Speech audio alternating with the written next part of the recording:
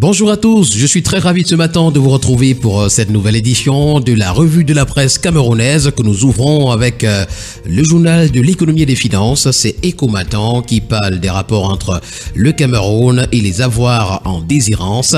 Le FMI se prononce en faveur de la COBAC, nous renseigne Ecomatin à sa une principale ce matin.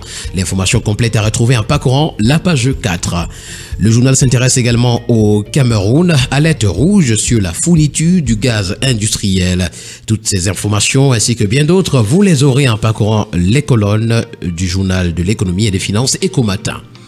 Le quotidien Nouvel Horizon qui nous permet de poursuivre cette revue de la presse ce matin nous amène au ministère des Finances, un avenir économique prospère. Le ministre Louis-Paul Moutazi a dévoilé le 23 juillet les programmes budgétaires 2025 qui mettent l'accent sur l'avenir du Cameroun. L'objectif principal est d'améliorer les capacités de production pour favoriser la transformation industrielle et améliorer les conditions de vie des habitants, garantissant ainsi l'efficacité des décisions budgétaires. C'est une information à retrouver ce matin à la page 5 du journal. Nous poursuivons ce matin avec le quotidien d'information républicaine. C'est le drapeau qui s'intéresse au CIAO 2024 et nous renseigne que le Cameroun en est l'invité d'honneur. Le Cameroun a été choisi comme invité d'honneur à la 17e édition du Salon international de l'artisanat de Ouagadougou, CIAO, qui se tiendra du 25 octobre au 3 novembre 2024 dans la capitale burkinabé. Cette annonce a été faite le 22 juillet 2024 par le ministre burkinabé du développement industriel, du commerce et de l'artisanat, Serge Pouda, lors d'une visite au Premier ministre camerounais Joseph John Gouté. On parle également de partenariat de défense ce matin à pied de une du quotidien Le Drapeau. Paul Biya au nord, 3 officiers français, c'est à retrouver en page 3.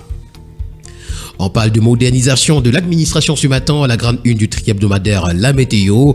Le Minfopra met les aigles en vitrine au Sago. Sous la houlette du ministre Joseph Lay, la nouvelle application informatique de gestion logique des effectifs et de la solde est présentée au public lors du salon de l'action gouvernementale du 20 au 27 juillet 2024. Ça se passe au palais polyvalent des sports à Yaoundé. Savoir davantage sur cette information, c'est lire la page 3 du tri-hebdomadaire. Un autre tri-hebdomadaire que nous prenons ce matin, c'est l'œil du Sahel qui nous amène à Doukoula et nous parle des enlèvements et des assassinats qui sèment l'inquiétude. L'information est à retrouver en page 3.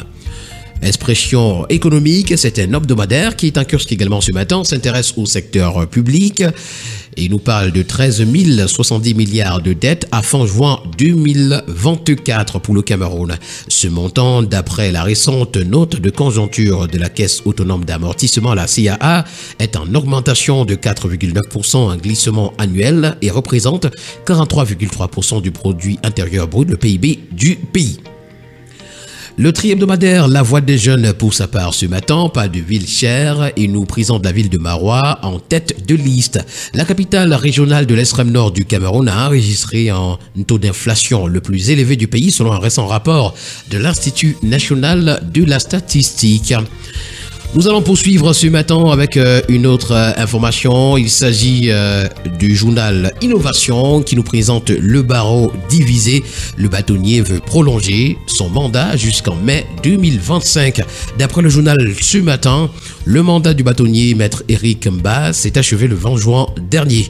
Les avocats qui attendent de l'organisation de l'Assemblée générale élective pour désigner le nouveau bâtonnier sont surpris d'apprendre que le bâtonnier souhaite prolonger son mandat jusqu'en 2025. Le président de l'Assemblée générale, maître Kless Nkwanou, soupçonné d'être manipulé par le bâtonnier. C'est une information à retrouver ce matin en parcourant les colonnes du journal Innovation.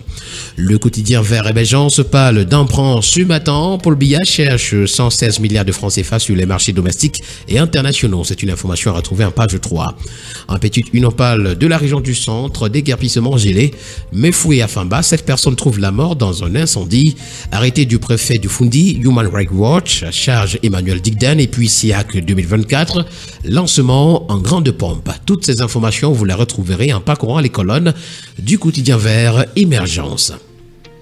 Un autre quotidien que nous prenons ce matin et qui nous permet de poursuivre sereinement cette revue de la presse, c'est Infomatin qui s'intéresse au budget 2025 et nous fait savoir que le ministère des Finances lance les préparatifs. Pour le quotidien Mutation, on parle de police municipale à cache-casse. Voilà le titre qui nous est présenté. D'après le commentaire qu'en fait le journal ce matin, ces agents municipaux continuent de patrouiller dans plusieurs artères de Yaoundé en usant des méthodes où se côtoient violence et arnaque.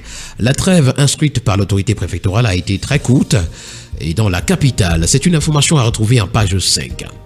Arrêté liberticide en page 7, des recours adressés au préfet du Fundi et puis championnat de vacances, Lobo honore Chantal Biya, c'est à retrouver en page 11. Et nous allons terminer ce périple ce matin avec le quotidien L'économie qui s'intéresse au marché financier en nous faisant savoir que le Cameroun va lever 616 milliards de francs CFA en 2024. Les montants qui seront collectés seront destinés au financement des projets inscrits dans la loi de finances de cette année. SIAC 2024 a retrouvé en pied une ce matin également les artisans appelés à vulgariser leurs œuvres sur les médias sociaux. Mesdames et messieurs, voilà qui met en terme à cette sortie de la revue de la presse camerounaise. C'était l'édition de ce 24 juillet 2024. Au plaisir de vous retrouver prochainement pour une nouvelle édition. N'oubliez surtout pas qu'acheter un journal, c'est participer à l'édification d'une société libre et transparente dans notre très cher et beau pays, le Cameroun. Bonne journée à tous.